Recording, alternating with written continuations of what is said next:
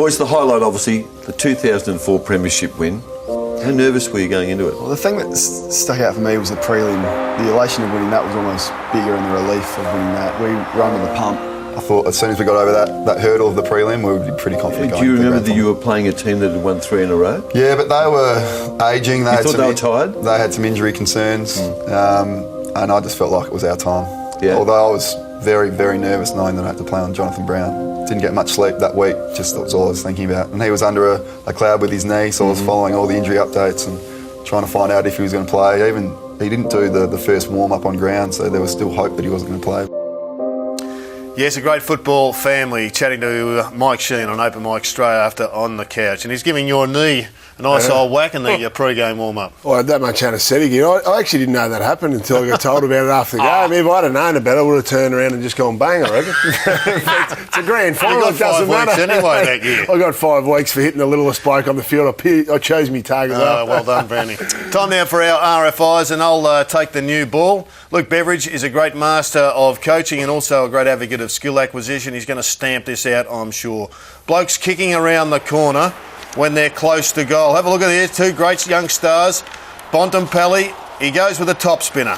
That's why it drops short. Just get around and kick a normal drop punt. That's a goal. Gone begging. And Jackson McRae, another left footer. He does a good job also. Ball pops out. Nice little handball. Again around the corner. A left foot drop punt's going to go through into the second grandstand. You're cribbing into my area, Sorry, Jason. Yeah, we had that game, Robbie Nahas, for me, so I'm not sure. Was there any diving in this? He did cop a little bit of whack on the chops, but he cleaned himself up. You reckon he dived? Well, no, he went back for the footy and then realised he overstepped it, so he just fell over. Oh, he got clipped on the nose. He gets back on the football. He got taken off and had to do a concussion test. Well, it was obviously pretty good at counting back from 100 in sevens, which we used to have to do at the Lions, because he got straight back on. Jeez, you're harsh. So Bloke's getting tested for concussion. Brownie's calling him a diver. Well, he must be a mathematician, because he was fantastic on the count. We always look to exploit mismatches in this game of ours. Sometimes you can't help it. You set a big task, and you've just got to back your player in regardless of size. So this is a fantastic matchup, isn't it? Do you know what? Contested marks versus rebound. We see that in the current game, don't we? Yes, we do. Who was at great advantage there? I didn't see any of the play. I just love the matchup. I can't believe you went with that one, Jason. Thanks, you company. We'll see you next week on the couch.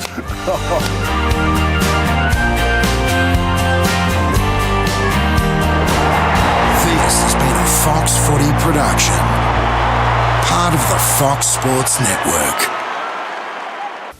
The Corns name has been a beacon on the South Australian football landscape for almost 50 years. First, there was Graham, a legend of the SA NFL, then his sons Chad and Kane, who followed their father at Glenelg, and then went on to play 555 AFL games between them. As good as you were, Graham, I think the boys have got you covered. It was tough in those days, Mike. So I hear. So you tell me. These young Welcome, fellas boys. have it easy. Thanks, Mike. I'm a bit intimidated by this. No, don't be. The 3 Corns boys in front of me. Great to have you. Thank you. It's interesting, Graham, that most fathers who have been high achievers, and you were one, seem to derive more pleasure out of their sons' achievements. Is that the same with you? Well, you've got great memories of our time, but I've often said that the best day of my football life was 2004 when the boys won the premiership. It's really hard being a football father and a football parent, but that was a great day. Where did you watch it from? From the MCG. So. Yeah, well, I knew you'd be the MCG, but were you with the Port Adelaide fraternity? Oh, or? never. Still.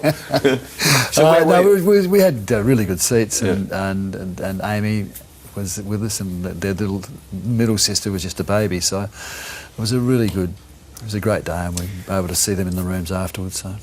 Can you believe that there you are? Oh, there it is, yeah. In enemy territory with 2 of your boys wearing those colours. And you can just see Amy peeking over the shoulders. It's a great photo, isn't it? It is, I love that photo. I want to take you back, boys. Chad, you were first drafted as the elder one. When Alan Stewart called your name with selection number 9, 1999 draft? 1997. 1997 draft. Yep. How did you feel? I mean, your father's coached Adelaide. Everyone who wasn't Port Adelaide hated Port Adelaide.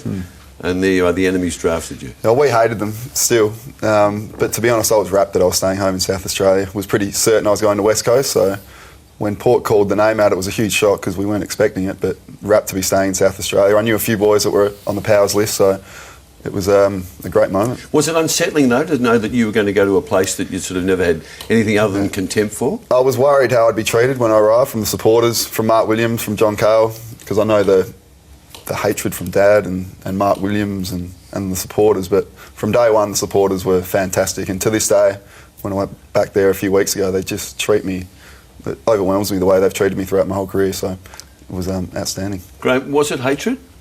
Pretty much, yeah, because it was in the wake of 1990 when Port Adelaide had made the bid to come into the AFL, and then that had been thwarted. Everybody, if you didn't vote for Port, you hated them, and then there were the battles on the footy field as well. So Glenelg and Port Adelaide were bitter rivals, and then there was the violent moments too, where there was fights and brawls and. If there's such a thing as hatred in football, it was that. Where were you on the fateful day when one of the Corns family... I was overseas. I was on a holiday in Hawaii, and I had a friend on the phone. He said, look, it's just started. I'll ring you in half an hour to tell you where he's been drafted to. He rang back within about 3 minutes and said he's gone to Port Adelaide. I said, you're kidding. You're kidding me. It was just... But the irony of it was so humorous that you just had to laugh. Kane, can you remember your reaction? I mean, you were a couple of years younger than Chad. I was just so happy for Chad. We so much uncertainty. Chad didn't go to the draft camp. He declined his invitation, so wasn't sure where he was going to go. But to get called out so early to Port Adelaide, I was just happy Big Brother was staying home. Did West Coast tell you they were drafting him? Yeah, I met with Mick Moldhouse a few times, and they said if I was still there at pick 12 and 13, I think they said they'd take me. So I spoke to Port Adelaide once very briefly. Had no inclination that they were going to take me. So Alan Stewart, for both myself and Kane, has had a huge impact on our family and probably the Port Adelaide Footy Club. There's a new bestseller on the market. You'll know it as the Kane Corns biography. I want to remind you of one of your quotes, Graham. After Kane is drafted by Port Adelaide, quote, "How is it possible that the football enemy would draft not one but two Corns boys? The football gods either have a sense of humour or they are punishing their father for his oft-proclaimed disdain and disrespect for that organisation." Yeah, well, both that applies, because we could not have been more bitter in the enmity. It was just... but look, it's amazing how your attitude changes as a parent. Once the boys were there, you followed them closely, you wanted them to play well, you wanted the team to do well. It was an interesting transition. Can you say that you love Port Adelaide? I can't say I love Port Adelaide. Well, your two boys do. Well, Mark Williams and John Cale were fantastic, there's no doubt about it, and the club has been great. But they wouldn't want me to say they love them, they'd be so hypocritical. How long did it take you to say that you love this place, this new place that... Yeah, well, I didn't have an easy time early. My relationship with Choco wasn't great. My form was terrible. I was still a bit undeveloped. It took me a couple of years to realise how hard it was to make AFL footy. So before you actually start playing and start winning, that's when I really started to love the place. It was probably 4 years in. And you would have watched Port play when Chad was playing there? Oh, it was easy for me. I used to live and breathe everything that he did and go along to training. Through the AIS Academy, got to spend a week training at Port Adelaide, and I loved the place before I was even there. And then when I came in, we were pretty much a powerhouse. 01, 02, 03, dominating. Obviously the final stuff didn't go so well in those years, but to come into a successful side, I couldn't have been luckier. Your time at Port didn't finish as well as you would have liked it? No, not really. No, not really. No. Did that affect has that affected your affection for the footy club? No, not at all. The people that I had issues with are no longer there. You're probably leading to Matty Primus, but we still catch up now when we see each other, and the relationship's fine. You and Matty? We're fine. We're fine. There's a few board members and senior people that don't really have much respect for the way they treated myself and Kane. So, but as far as Matty goes, I was just a little bit disappointed the way he treated Kane. The day after I retired, telling him that he was no longer wanted at the club, even though he had 2 years on his contract, was a bit disrespectful, I thought. Kane, I haven't read all of this tome yet. Sure, I can guess which chapters you have read. Which one do you think I read first? Probably the Matty Primus one. Very graphic detail about what happened with you under Primus's coaching. I tried to be as honest as I possibly can, and luckily my manager Justin Reid had kept notes throughout the whole thing. But as Chad's pretty diplomatic about the way he was treated, but he was treated poorly. I don't think anyone's given as much passion and much energy for the Port Adelaide Footy Club as what he has. So to go out the way that he did and to be treated like that was really disappointing. And then for me to get called into Matty's office on the Monday, the day after his last game, and told you were going to be sacked after you won the best and fairest the year before and still had 2 years to go on your contract was a shock. Yeah. I'm amazed at that. We're a long way away from here, but just you're 4 best and fairest at this footy club. The year you're talking about, you'd won the best and fairest. Your first game of the next season was good. In your own words, 2 poor ones after that, and suddenly your future's in doubt. Yeah, it was. It happened really quickly. And I understand, from Matty, I understand he didn't have a lot of resources and a lot of help around him, and he was certainly getting some pressure from above him at board level and also CEO level. So it was he was under the pump from early stages, and he realised that the list needed some rebuilding, and one of his ways was to try and clear out some old players. But yeah, it was a shock. Some old players. You were 27, weren't you? Yeah, I was still pretty young. I think the best coaches back their players in, and certainly we didn't feel like we had great backing or great support. Graham, you were a broadcaster. You were at that time. Yeah. How difficult was it, as a father of 2 blokes who had given so much to this footy club, to be publicly under the pump, and you were the role as a broadcaster? How did you handle it? No, you've got to remove the emotion from it. Easier said than done. And I felt that I couldn't really be too critical of. I mean, they both had great careers. There's no doubt about it. But I was really annoyed with both of them, because Chad. You could see Chad playing a Tom Harley role in that team where they desperately needed senior big players. And the Kane one, when he was telling me, I said, I wasn't believing. I said, there's no way known they're going to sack you. They can't afford to sack you. Well, that was the other thing that was, people were questioning whether I was hearing was I hearing the story right? So I was telling people, and they're like, that can't be right, because they just paid out Mark Williams for a year of his contract. The club was in financial as poor as any other club. So to come up with 2 years to pay out the contract that Matty kept telling me was a long shot, but that was the story that he kept going with, and I started to believe it. Well, as soon as Keith Thomas started, the moment Keith Thomas started at the club, bang, everything changed completely, and everything was back on track, and Keith just knocked it on the head. It was just a pity Keith didn't start before Chad went. But back to that original point, you're on 5AA, the highest rating sports show in the state, been doing it for years. How did you address the issue of these 2 players? If they hadn't have been your sons, it would have been the discussion point every day of the week. No, but every footballer who is cut or sacked has a parent, and you're. But they don't all have a radio program. No, so therefore you've got to be much more circumspect about it. You have to be very balanced, though. And I probably didn't go anywhere near as hard. I certainly didn't reflect my true feelings. It was just a balancing. Footy clubs make these decisions. The footy club's always going to be there. Players come in and out. Some players finish and think they're harshly treated. Others, get a great career and get to choose their own time of departure. But I think I was pretty balanced about it. But when the microphone was off, I was just trying to work it all out. I couldn't work it all out. The point I was always concerned about is whether they were being punished for my attitude to Port Adelaide. That always did concern. Did you believe that? I think there was some element of truth in that. Because I was so publicly critical of Port Adelaide. Even though there'd been premiership players for this footy club? But there was still a lot of people at Port Adelaide who didn't respect what I said or what I stood for.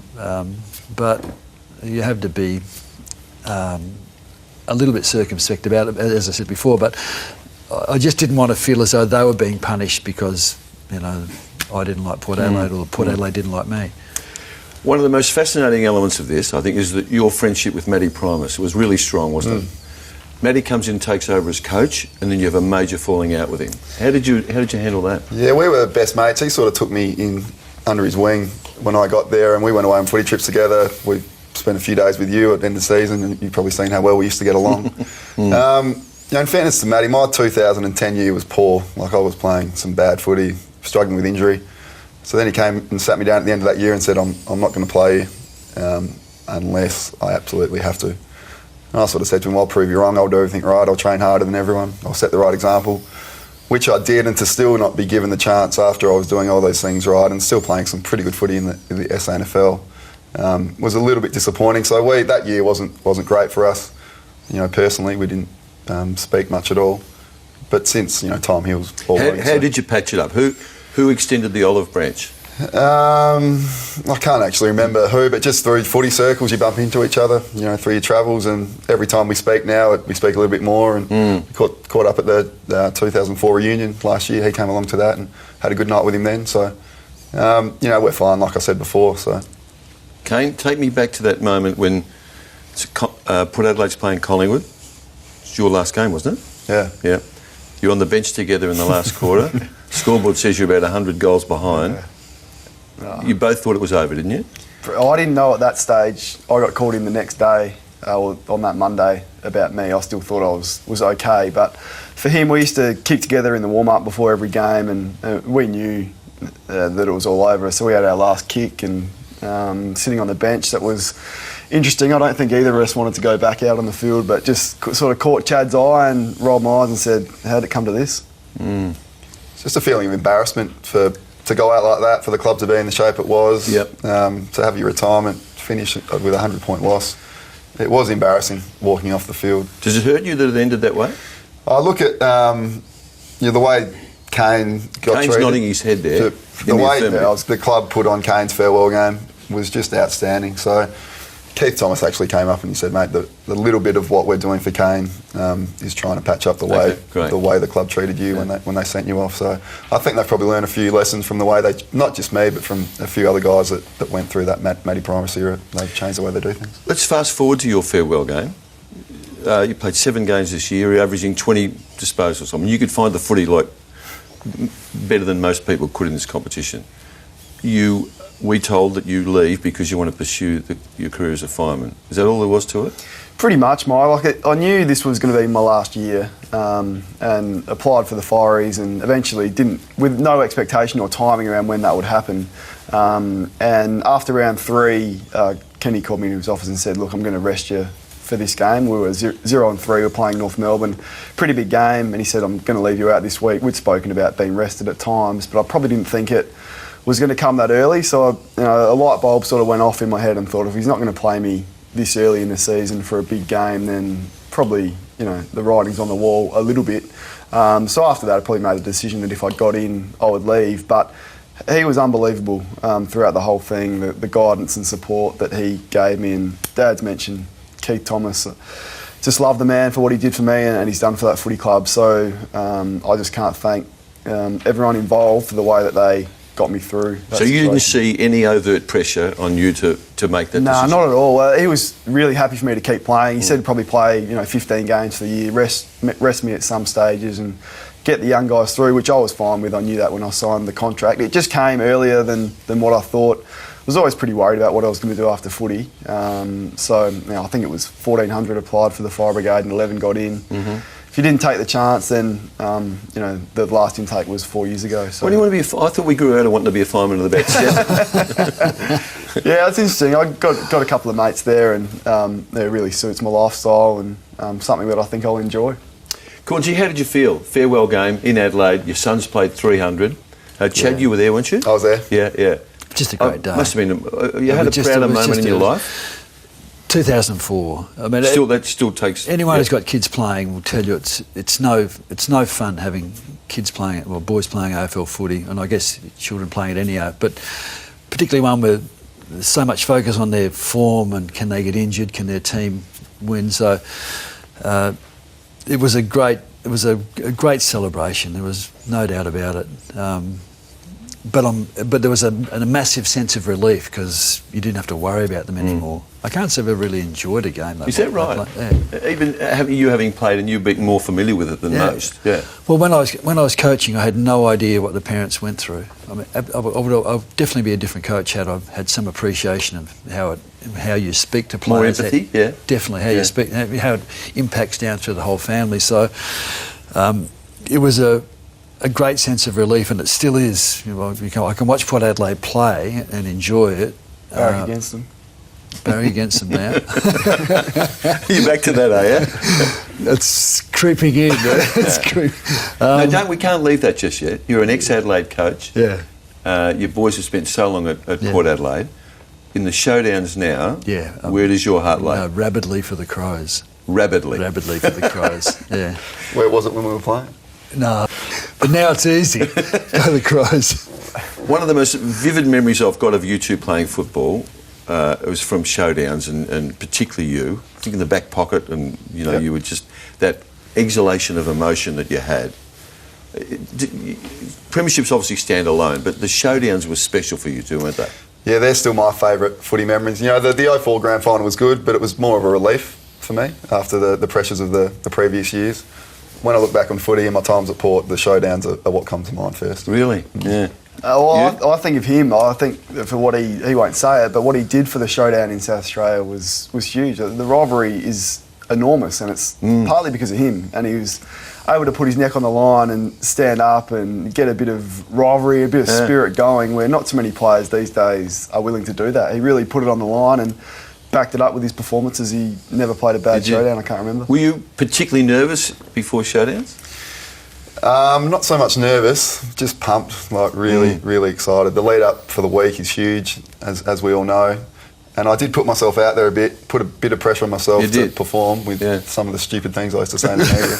So when you say and act like that, you really do have to back it up. So you should have learnt you've got to be careful what you say in the public arena. He taught me well. But the one that I always look back on is the 2006 where we weren't expected to win and I was giving it to the crowd afterwards, and that was just pure emotion. That's the memory I've got. Pure emotion. I wasn't trying to get into the Crows crowd or anything. I just actually couldn't believe we'd won the game.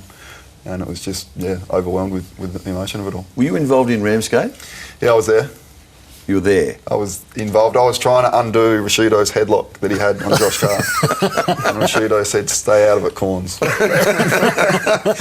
would have paid fortune to be there that day. If it happened these days, it would be the biggest story in the world. But it was, actually, we were getting along quite well for the first few hours. And then, the more drinks we had, the more words got spoken and it spilled outside. Would have been like the Gaza Strip though, wouldn't it? I mean, just one match gets struck and away it goes. It didn't take much. It didn't take much. I think it started with Josh Carr and Kane Johnson, and then Rashido stepped in. And just the verbals from Carr and Johnson? Yeah, but they were actually mates because played at Glenelg together, so that was just actually a bit of fun, and I think Rashido read a bit more into it, and then it was on outside. After the break, boys, let's revisit that momentous day in 2004. Boys, the highlight, obviously, the 2004 premiership win. How was the week leading up to it? I mean, Port you had some disappointments, never won a flag. How nervous were you going into it? Well, the thing that stuck out for me was the prelim. That was almost, the elation of winning that was almost bigger than the relief of winning that. We were under the pump, and St Kilda just came out. I think they'd had 15 touches before we'd even touched the ball. We were struggling again to do anything. We thought we were going to go out again here. Fraser Garrett kicked his 100th and the fans ran out, and then the rest is history. We're actually able to win. So that relief was amazing for me, and that led into the week. For me, I thought once we'd won that, I knew we'd win. That might sound a bit arrogant and cocky, but I thought as soon as we got over that hurdle of the prelim, we would be pretty confident going. Do you remember that you were playing a team that had won 3 in a row? Yeah, but they were ageing. You thought they were tired? They had some injury concerns, and I just felt like it was our time. Yeah. I was really confident going into that week. You were? Yeah. Although I was very, very nervous knowing that I had to play on Jonathan Brown.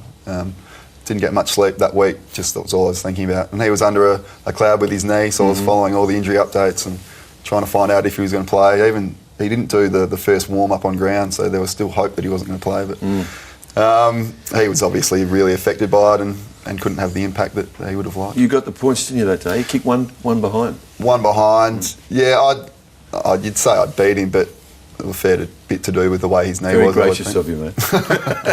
Kane, you played on Simon Black. Yeah. Kept him to, I think, 18 or 19? I think it was 13. 15? 13. Oh, 13? Yeah. He would know where they were too. Take us through it. Yeah, I got called into... Phil Walsh and I had a great tradition. I'd go into his office on a Monday and he'd tell me who I was going to play on. Black had come off 39 in the Norm Smith the year before, so I was pretty nervous. He'd beaten me throughout the year, so I was hoping Walshy, no disrespect, but I thought he might say Lappin or Ackermanis or Bossy. I didn't really want him to say black because I was really nervous about Blackie. He said black, and so I had a week to prepare. But yeah, it was good to get that one done on a big day. When did you get to the boys? Did you get on the ground? No, Amy, our daughter Amy, she got on the ground. Did you throw her over the fence? Yeah, she went. Yeah. And She was standing with me when we watched the ceremony, and that was great. I remember clearly the morning of, we were all staying at the same hotel, and just happened to bump into Dad on the way back from the team walk. He pulled us aside and we had a really good chat, and just told us to enjoy the day. Don't build it up to something that it's not. I was going to ask you about how did you envisage it when you're in the biggest stage in Australian sport, aren't you? And this, Yeah, similar. I just remember waking up on the morning. I was rooming with Dom Cassisi at the time, and we were both 21, I think it was, and we just looked at each other, just thought, what have we got ourselves in for here? But it was just everything you imagine it to be. Like, I had people calling me. Bruce McAvaney called me the morning of the game, and he said, Kane, I just want to tell you, the ball bounces a little bit funny on the MCG as it does at Footy Park. And I thought, that's amazing. Like, for Bruce to do that, and then I rang him after the game, and just, what a legend. And Choco as well was just so relaxed. I remember... Didn't Macca think that you'd noticed that? No, he just comes out with great little things, as we know, about Bruce, and that was one of them, something I'll never forget. And then Choco, just 5 minutes before the game, were on ground, just making little jokes and so relaxed, and that just eased my nerves. And then I think Josh Carr and Damien Hardwick started a bit of a push and a shove, and I thought, oh, here we go, shake off, it's just another game of footy. Sorry. It was interesting a couple of days after, which always stayed with me. Chad and I were speaking, and Chad just said, "Is that all there is?" 2 or 3 days. Is that all there? He said, "You just won an AFL Grand Final, and you're saying 2 days later, is that all there is?" I built it up thinking it would be the best week of your life afterwards. The way you'd get treated when you went home, like I probably thought of myself a bit of a rock star, and we should have got treated better than we did. And it was quite a flat feeling, and we didn't really celebrate it enough. And going into 07, that's one thing I wanted to do. And the club had put things in place to, if we won, we were going to celebrate it properly. Did you ever think you were a chance in 07? I know you go into a game, of course you think... I think that was the biggest mistake. Probably overconfident. We thought, and even Choco, I think if he had his time, he was talking us up during the week, because we'd just smashed North Melbourne in the prelim, and I think Geelong had just got over the line, so we're thinking, how good's this? We'd beaten them at Caninia Park a couple of weeks earlier when Dom Cassisi kicked the one on the left, so we went in far too confident. Really? Because that's over here, the conventional wisdom was they were just going to be too good for you. No, we truly believed that we were going to win and win quite easy. And yeah, if we had our time again, we'd definitely change. A few of the things that we said in the press, probably the way we acted in, some of the guys acted in the prelim final, there was definitely a hint of overconfidence. Treaders bowing to the crowd, I did a stupid celebration after I kicked a goal. It smelled a bit of overconfidence. Treaders. Funny, it was a love-hate thing with Treaders, wasn't it? He doesn't, in my view, he doesn't get the credit he deserves. No, he's a superstar. He was, wasn't he? He was playing in the toughest position on the ground and probably the best of them at centre forward for 5 years. Yeah, he was the best player I played with. Gav's right up there, but Treaders was clearly the best player that I ever played with. Back to your response to winning the premiership. Is it because there's such a big fear about not playing well and not winning that it's not a celebration, it's just that... I think it was just more relief. That's what I'm saying, yeah. And I was just there, like, is that it? What now? I think it was a bit for me was, I think Chubb was 24, I was 21, Primus had missed the game, Franco had missed the game. I thought, we'll get those guys back in, might win 1 or 2 more, finish your career with 2 or 3 flags and happy days. Like, you just thought it was going to keep coming and coming, and you quickly realise how hard they are to win.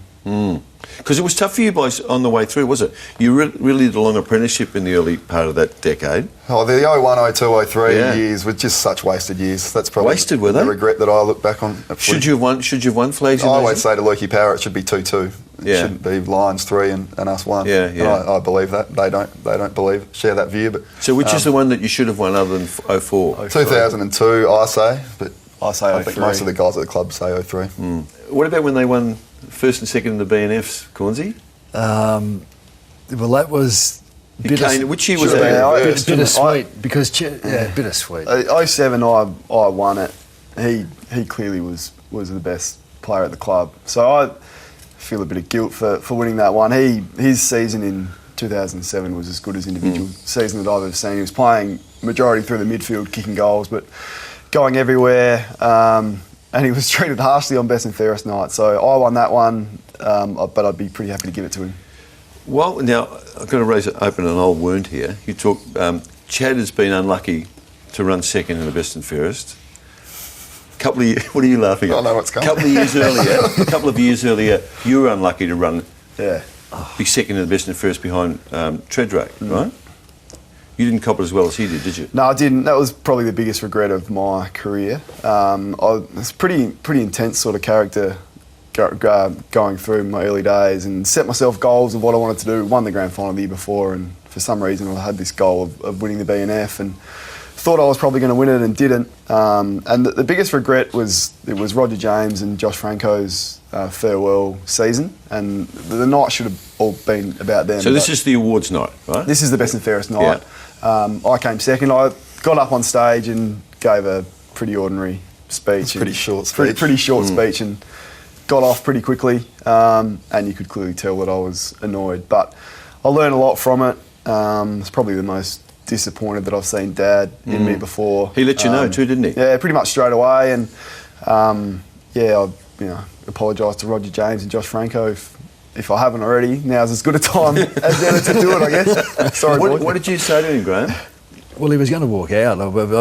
We'd been invited, which is sort of an expectation that your son's going to win the best and fairest.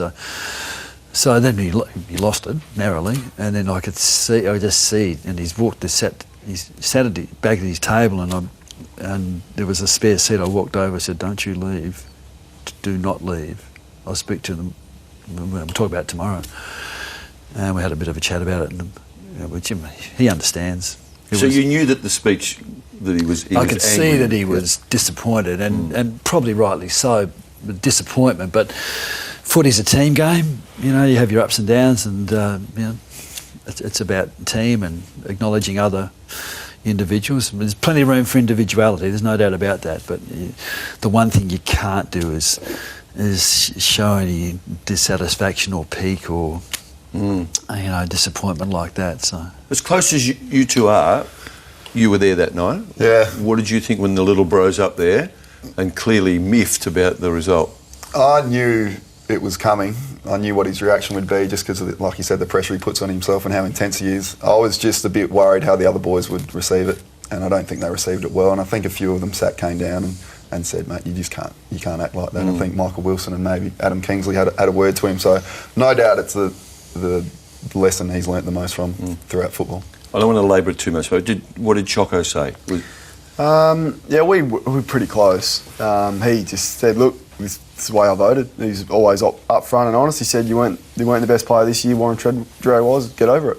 And that was a comfort there for Mark. It was as blunt as it was. And looking back now, I think, who cares? It shouldn't have been an issue at all. So that's a lot of things have happened in my life since that have been so much more important. But if you transport me back as a 21-year-old, that was the biggest thing for me. And at that time. And so to think about it now, I think it's trivial, and what are people going to think about you for spitting a dummy? But that's just how it was. In your own words, though, you were intense, particularly then, weren't you?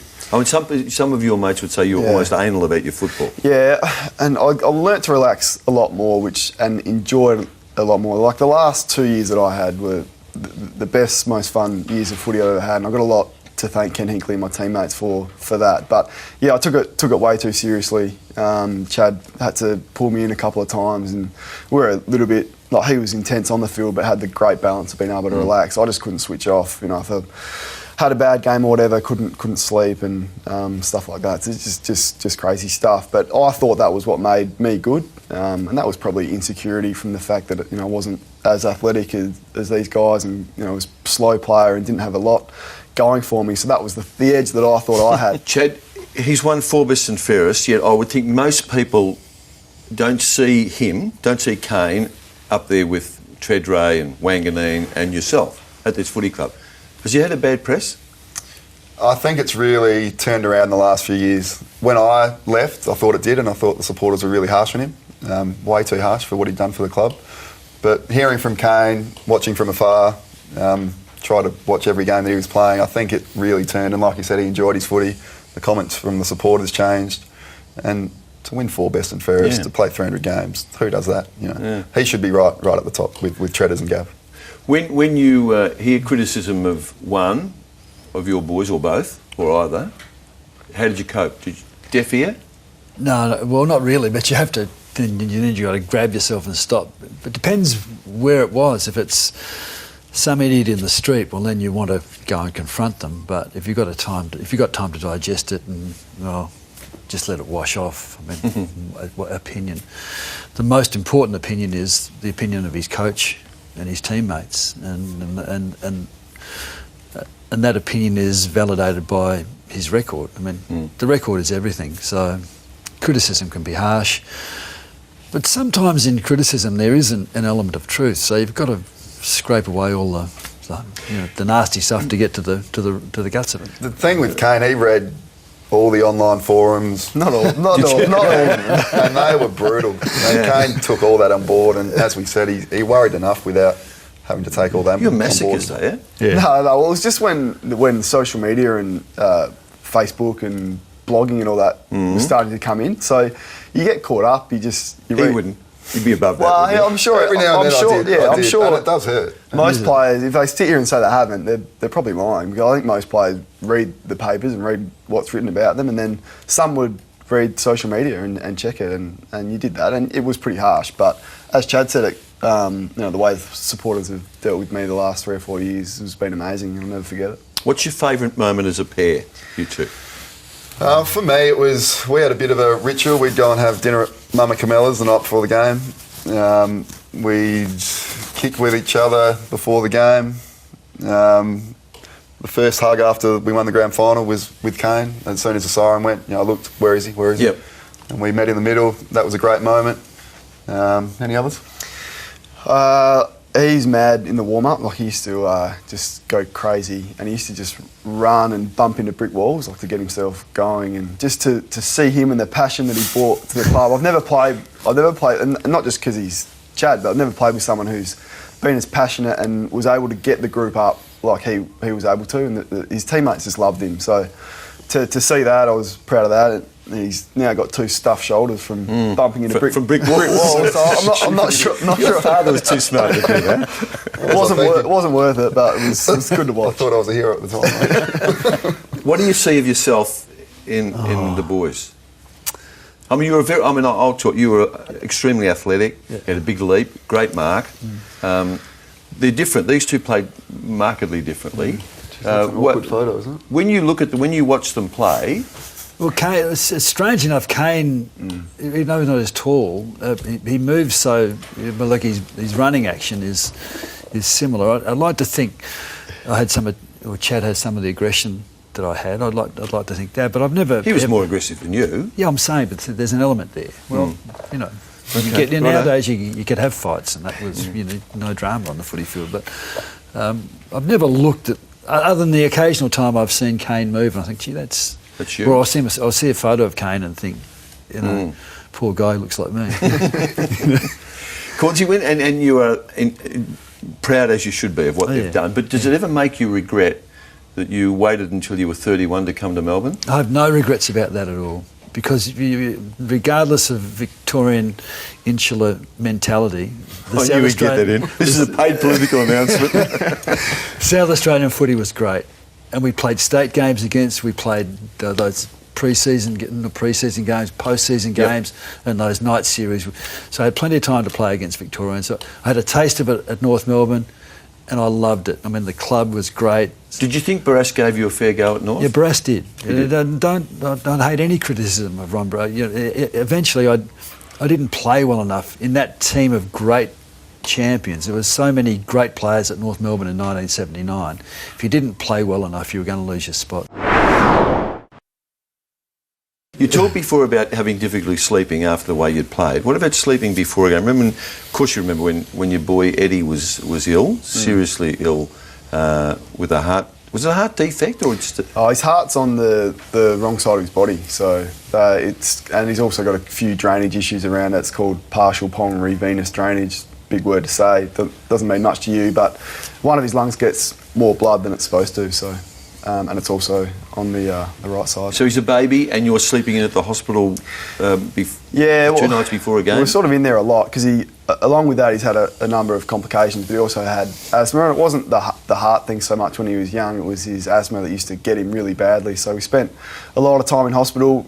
Lucy was the real one there. She was the one that stayed in there most nights and let me go home to get a good night's sleep. But yeah, it was a big wake-up call for us as a family, and we got through it, but it was tough. How did you react when Will Minson made that an on-field issue? Yeah, I didn't play that game, but Kane rang me afterwards. I'd organised a bit of a team bonding session at my house on the Sunday after the Saturday game. So I rang Will that morning and let him know. Do you know what Will said? Yeah, shouldn't you be at home with your dying son? So I just can't. You just don't say that. Apparently, Will's an okay guy off the field, but obviously not on the field because he did the same thing to Daniel Pearce a few years later. So it's just things you don't say. I've said things to opponents that I regret, but not to that level. So I was furious. What did you say to Will? I can't actually remember. I was with Stephen Salopek at the time. I can't actually remember what I said. There was a few F words in there, and next time we see each other, it'll be on. Another Revs game. What did you say, Kane? I played with his brother Hugh, and I know that had some family. I think their father had passed away, so I said that was a really strange thing for you to say when I know what you've been through. I'm not sure I said it as quite eloquently as that, Mike, on the field, but I was a bit just blown away. I thought, what can I say to that? Dean Brogan was great and gave me great support that day.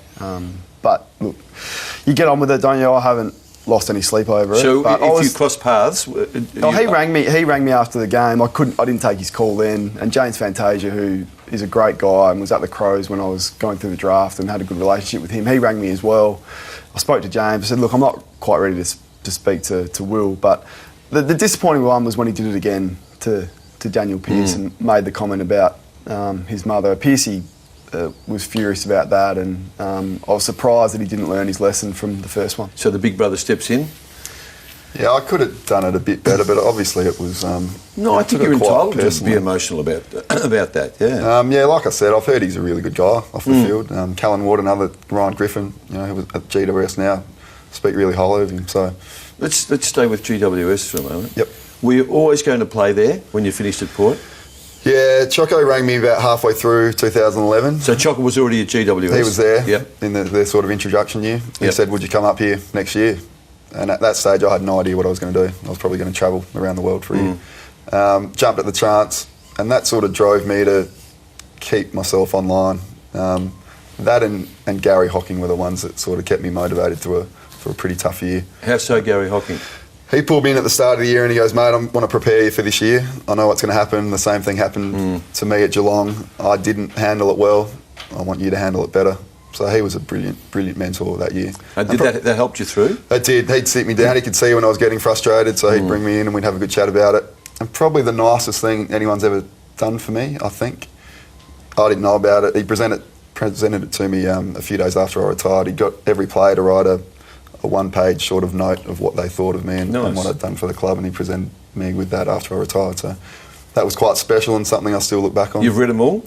I've read them all, and yeah, just some great memories. Is there one that I mean, they're obviously all nice and all emotional. Is there one that really struck a chord with you? There wasn't one. There was just some from younger guys who, to be honest, when I was there, I didn't give the young boys enough love. You sort of had to earn your stripes with me before I'd let you in. That's something I've learnt you can't do, as coaching, obviously. So that's something I learnt from that. But to see what they wrote about me when I thought I hadn't given them enough love, it was still quite complimentary. Wow. So that was good to hear. They on the cusp, GWS, on the cusp of being a serious contender. And I'm not talking weeks here. I'm talking about, but how soon? Definitely in the next 2, 3, 4 years. I think you're going to see some great success. There's just so many good people involved at the footy club, from board right down through the players. So much talent. Just learning how to use that talent and how to work hard and realise how hard it is to make it at AFL level. But we'll be a really good team. Now, boys, you wouldn't have seen the great man at the peak of his powers, but you were old enough to remember when he was coaching Adelaide in the early 90s. What do you remember? Well, our first memories are at Glenelg Oval. When Dad was coaching Glenelg, he was great, including us in the footy club. We'd always be in the pre-game address before the game, half-time, afterwards. He even took us on a footy trip with the boys at the end of 1990. One of my greatest footy memories. How old were you then? Oh, I would have been 12, 11 or 12. And just be able to hang out with your heroes in San Francisco and Las Vegas and LA, it blew our mind a bit. Restricted my social activities. I was just going to say, were they under strict instructions that whatever over here doesn't leave the country? That's where my love of footy trip started, that's for sure. Yeah. So your memories of the Adelaide days? Well, the Crows, when they came, it was the biggest thing in the world.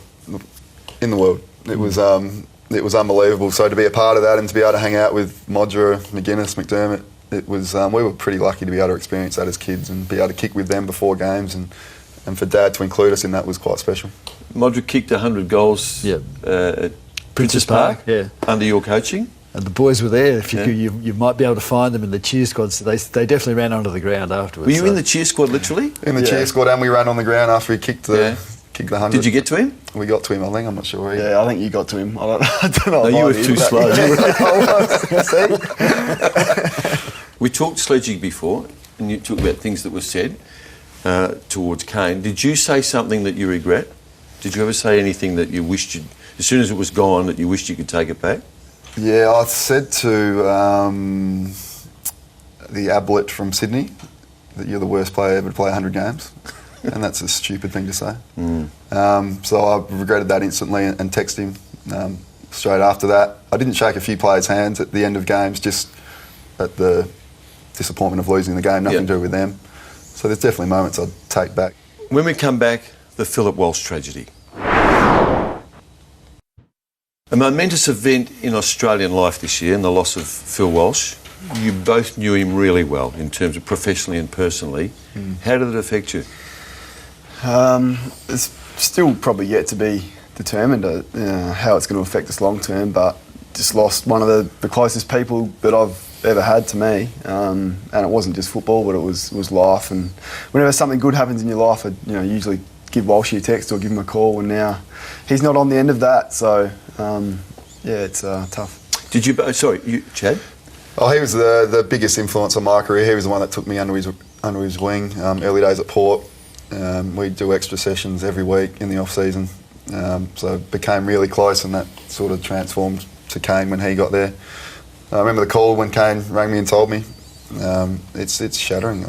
It's unbelievable. And then having to call Choco and tell him was one of the hardest phone calls I've ever had. So were you told? No, I was in the car. I was in the car at 6 o'clock, and I heard a report on the radio that something had happened in Bungie Avenue, Summerton Park. I knew Walshy lived there. I actually grabbed my phone and I was going to text Walshy, Walshy, what's happening in your street? And as I was doing that, they said 55-year-old man, and it's a really small street, so I knew. I ran back inside and told my wife. I rang Chad. I said, have you heard anything? He said he hadn't. So then gave his mobile a call, and Meredith answered and confirmed it. So Meredith answered, did she? Yeah. Because she knew it was you. She was amazing.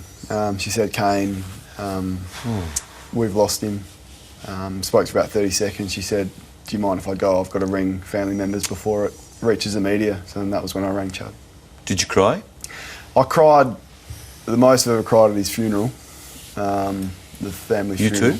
Yeah, I was losing it. There was probably 10 to 15 AFL players on the Friday at the smaller service, and I was looking around and everyone was bawling. Are you tearing now?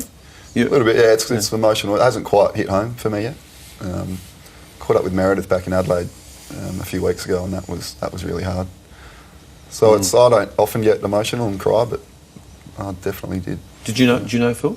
Well, not as well as the boys did. I knew the influence that he'd had, but I coached the South Australian state side this, and he'd been really helpful in that. So we'd had a good relationship then, and I've seen more of him this year than I'd ever seen of him, and known him better than I'd ever known him. I want to ask you one thing about Choco. Good, bad Choco. Choco was very important in your lives. Did he? The two-part question. Did he stay a year too long at Port Adelaide? He didn't have any support above him. So at CEO level and at board level, they were trying to coach the team themselves, and they'd employed him to coach that side. There was too much interference. So he didn't have a fair shot at it. So did he stay too long? Well, he probably did. Should he have read the tea leaves, though? Well, I don't think so. He's a proud person, and he clearly believed that he was the best man for the job, and he probably was. Like, things didn't go so well after he left, did they? So, did he stay too long? I don't think so. Chad? Well, we loved him, and I didn't realise there were a few players that were a little bit, drifting away from him and thought it was time for a change. I just knew the passion he brought, how professional he was. He was the best teacher in the AFL, so I definitely thought he was the right man for the job. Second part of this question, are you surprised, amazed, confused about why this bloke, who's a premiership coach and is in his mid-50s, can't get a job? Well, I was sure he would get another job. Even speaking to a few of the Richmond boys now, the love that they've got for him and what he's done in that development role just speaks volumes that he still could be an AFL coach. He was at Greater Western Sydney, wasn't he? Yeah, he was pretty much running it. Yeah. And that didn't end well either. Choco can get people offside just because of how passionate he is and maybe doesn't think before he speaks at times, but he's good, far outweighs the small negatives about him. So, again, with Walshy and Choco, they're just two huge influences on both of us. As is this man here. Hey, I've loved this. I think we're going to make this a 3-part series. It's been great talking to you all. You know, Graham, you and I have been mates for a long time, and I've watched you two with a lot of affection, a lot of interest on your way through. All three of you are entitled to be very proud of your contribution to Australian football. Thanks very much, Thanks, Mike. Kane. Thank you, mate. Thanks, Chad. Thank you, legend. You legend. This